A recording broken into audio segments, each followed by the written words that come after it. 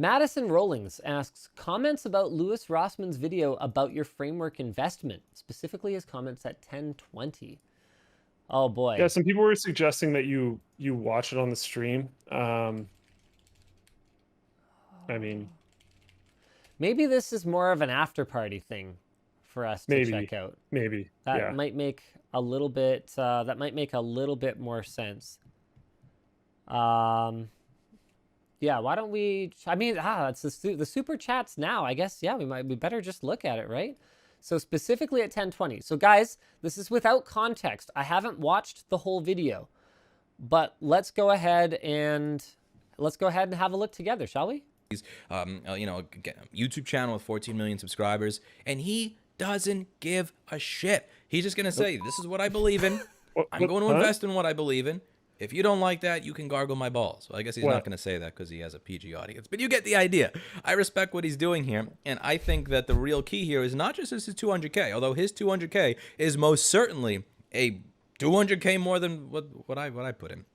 What's going to really matter here is when people see what he did that are billionaires or 100 millionaires or even 10 millionaires and decide, you know what, here's 5 million. When they say here's 500 million on the table, here's 200 million on the table. Because I have spoken with people that have a net worth of $1 billion before. And it is not just you or I in the YouTube comment section that believe that tech companies are trying to exert too much control over our lives. It is not just people who have net worths in the 3 to 5 figures that believe that tech companies are becoming bullies and that they need to have their power checked. It is also people in that 10 million to 100 million, all the way up to the $1 billion range, who believe that they have a little bit too much control. But even at that level, they don't know what to do. They don't know what to put their money into. They don't know what to invest in, and they don't know what is a scam. They are more than happy to throw some money on the table, but they need that sanity check. They need to know that they're not putting their money into a scam, and they need to know that when they're putting their money into something, that they're not the only one putting their money in. Yep. It's a good take. I mean, obviously, it's a very flattering take. Thank you very much, Louis. We don't see eye to eye on everything, as our regular viewers and Louis's regular viewers will absolutely know. We do respect each other a lot, I think. I speak for myself, and his words sounds like he has a lot of respect for me as well. We're both professionals. And, you know, I think that the way that he expanded on it was something that I probably should have talked about in the video, was that part of the reason for both Framework and for me to do this was to show that it's not crazy and that we believe that this will work. And I acknowledged in the video that there is a very real possibility of me just putting that 220 some odd $1,000 in a fire. Like, it's quite possible that I will lose it all. That's how investments work. But for me, I have the benefit of, if it works, I make a bunch of money, which is great. But what I'm showing is that I believe in it. I am willing to put up or shut up. It's that simple. I'm putting my money where my mouth is. I actually, in my Uber on the way home today, I got all signed in to all my apps on my Framework. I have officially transitioned to daily driving it. Shout out to Jake. Jake set it up for me. He installed Windows on it for me. I had meant to do that during the video, but the shooting schedule is a little tight. And I was like, it doesn't really contribute anything. I should just build it. I'll just build it in the video and just talk about the why. So he put Windows on it for me after. It's like, it kills me as a techie to be too busy to Windows up my own machine. But it's okay. At least I have people to help me with it. So, you know, that's good. You know what's been fun though is working with Jake on a lot of the new house stuff. He's been instrumental on getting the actual nitty-gritty stuff done, but we've been able to do a lot of the actual, you know, putting in wireless access points and testing things. We've been able to do a lot of that together, so it's been a lot of fun. I'm really enjoying that. But yeah, thanks for the kind words, Louis. And thank you so much to our community, actually. That is something that I should add, that I had no way of knowing when I was recording the video. You guys were pretty split when I pitched it to you in the first place, but I think that the like-dislike ratio kind of says it all here. 99% percent of you are in it to win it with me when it comes to Framework. I've seen a lot of you saying like, yeah, if I needed a laptop right now, this would be it. Or I do need a laptop and this is it. Or I'm holding out for the Ryzen model, but I'm ready to go. Because if we don't support this, I mean, I love the comments on Lewis's video, actually. These are as good as the video itself. Framework is insane. You can extract the motherboard of the laptop, put it onto a cardboard box, and it can still work. That is so cool. That is super cool. And I want to live in a future. I mean, imagine this. Imagine being an engineer, okay, for a company like Apple, and it being your job to design the mechanism that makes it so that machine cannot start up unless the chassis is fully sealed. Apple spent actual money making sure that that product will not work unless it is in the exact chassis that they shipped it in. Why? Why? To what end? What is the benefit? Who cares, Apple? Who cares? It's just baffling. It's just baffling to me. Yeah. I don't know. This is a good take from Arthur over on Lewis's video. Linus came out and not only said he'd invested, but then told everyone how much he put in.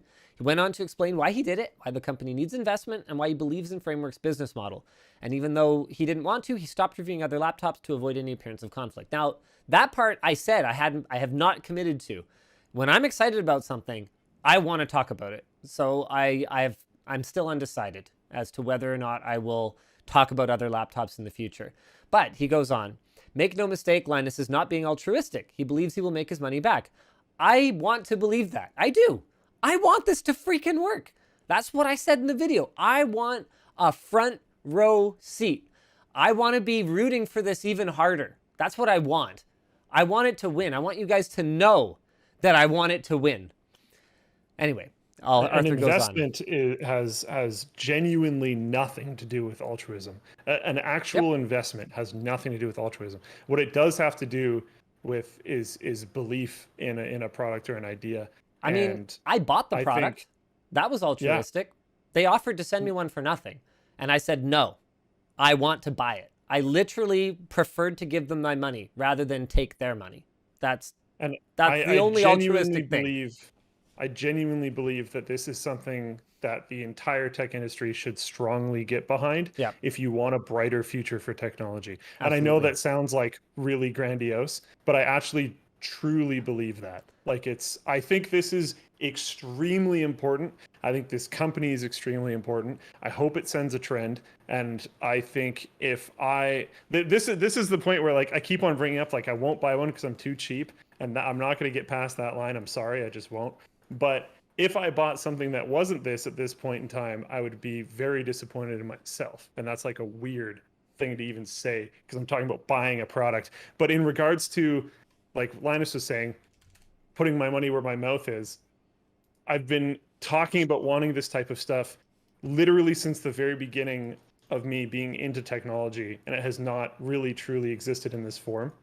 And now it does, and that's fantastic. Now, I mean, to be clear, the Framework laptop is not perfect for everyone, and I wouldn't recommend it for everyone. AMD has the better laptop processor right now for certain uses.